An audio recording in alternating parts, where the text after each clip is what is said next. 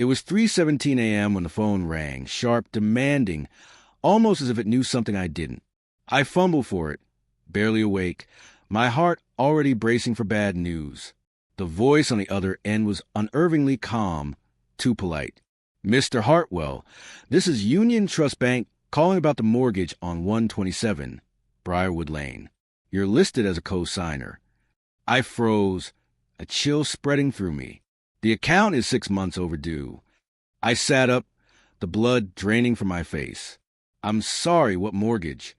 The silence that followed lingered far too long. "Sir, your signature is on the documents. You are financially responsible." I hung up.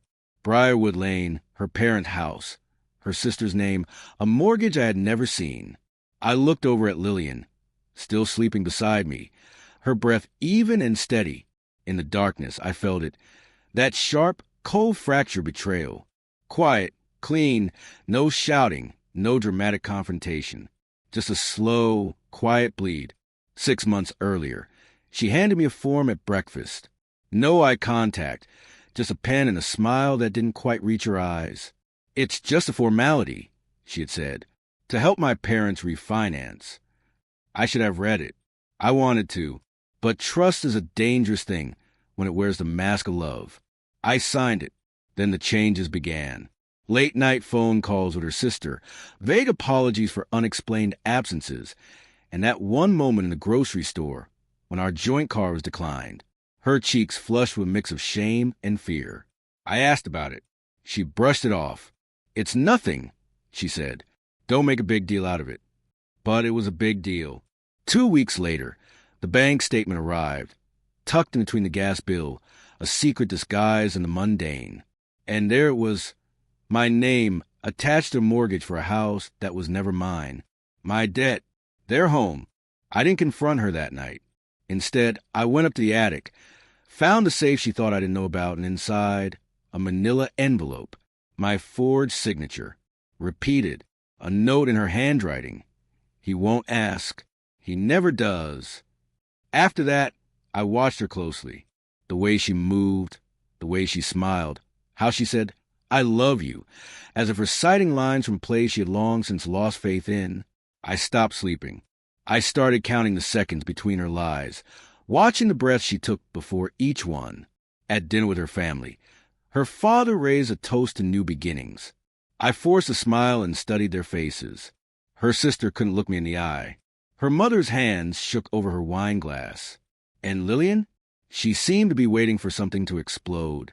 The next morning, I met with a lawyer. By the end of the week, I had copies of everything. Loan documents, forged approvals, even called transcripts. She had claimed I was out of town when the bank required confirmation. She sent emails from a fake account, imitating my tone. I waited. Betrayal isn't just one event. It's a collection of quiet decisions, piled up like bones on the floorboards. All it takes is one crack, and the whole structure falls apart. So I planned a dinner, not for revenge, just for closure, and maybe a little spectacle. Tuesday night, her parents' dining room, draped in a forced comfort, candles flickering, half-full wine glasses, untouched plates.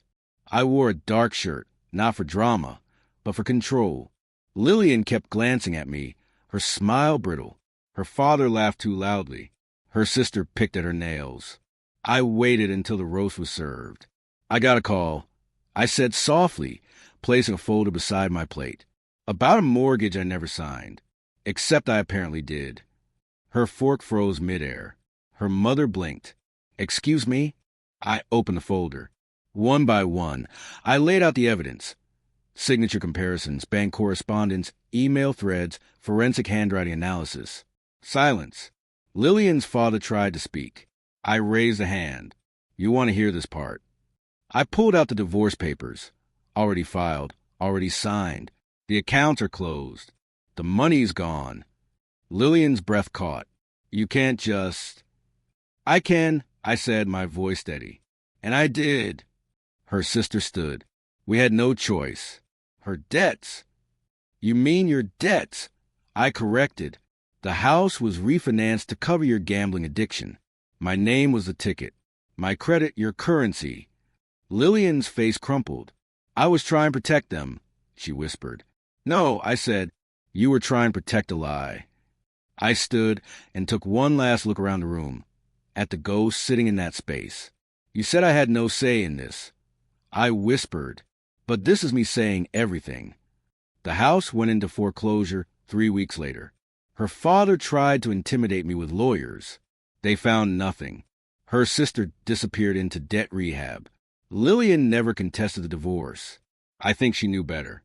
I moved out before the ink was dry. Found a small apartment downtown. Quiet, mine. Sometimes, late at night, I still hear that phone ringing. Still see her face at that dining table, cracking apart in silence. But I don't regret it. Not the confrontation. Not the leaving. Not even the love. Because it taught me what silence really costs. And trust? It's not a gift. It's a gamble. One signature at a time. And I am no longer the man who signs blindly. I am the man who walks away, eyes open, hands steady, no apologies,